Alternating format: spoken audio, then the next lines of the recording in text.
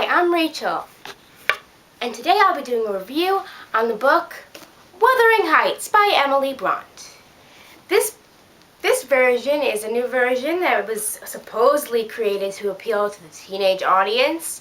Honestly, I think they just made it to resemble Twilight, and that way kids would pick it up, but I think it's kind of an ugly flower and kind of failed. The cover, I mean. Wuthering Heights this version is 427 pages long, and it is about a man named Heathcliff who lives in a state called Wuthering Heights. Throughout the story, he falls in love, loses the girl he loves, and tons of characters come in.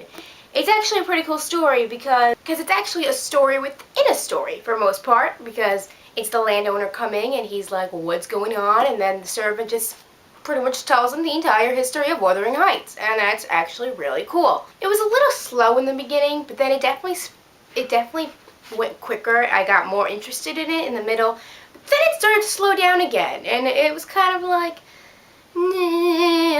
I was like, at some points I was like, oh, this is getting really interesting, and then other parts I'm like, okay, I'm getting really bored. My favorite character, it was weird. My favorite character varied throughout the book. Whatever was happening or something. Like, at one point, Heathcliff was my favorite character. At another point, Kathy was my favorite character. And it's just really like, whatever the characters were doing at the time, that was was my favorite. But I think that also made it good, because that pointed out that they all had flaws, and that made me dislike the characters, or this character did something really awesome, which made me like that character more. It was good, you know. It was like a real life, you know. Humans aren't perfect. These humans were definitely not perfect. I also liked that because it was a story within a story, and you see it from the landowner's point of view, you don't know who these people are. You're like, wow, they're kind of stuck up and they just seem really rude. But then you hear their story and you're like, oh my gosh. And so then when it goes back to that, you understand them better, and you understand why they are the way they are. And it's like, I really like the way Emily Bront did that. You know, it was really good. Whenever anyone talks about Wuthering Heights, they always say Catherine and Heathcliff, like they're like the main part, like they're so over-consuming and so overwhelming, and their love is forever and ever and ever.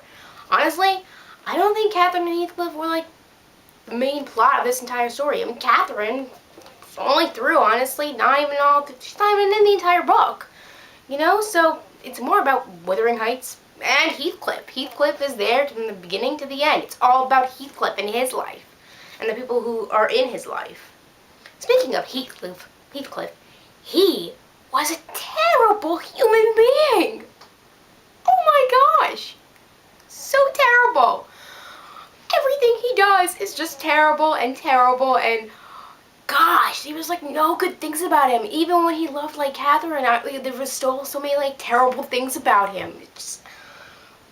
And that's why he was like good to read, because he's just such a terrible guy. There were also some good shocking points where I was like, or raised my eyebrow, and I was just like, whoa, did not expect that. And you know what? That made it more interesting. I like the twists. Overall, Wuthering Heights was a pretty good book. I mean, it took me it was kind of slow, like I said, at some point, so it took me a while to get through, but it made me want to read more classics. And though I've already read a few classics, I want to read now, like, other ones, like Pride and Prejudice, and Sense and Sensibility, and Jane Eyre. And, you know, I probably will in the near future, hopefully. So, yeah, that's my review on Wuthering Heights. I think it was pretty good, and you should definitely check it out if you're looking for a good classic to read. I'm Rachel, and see you next time.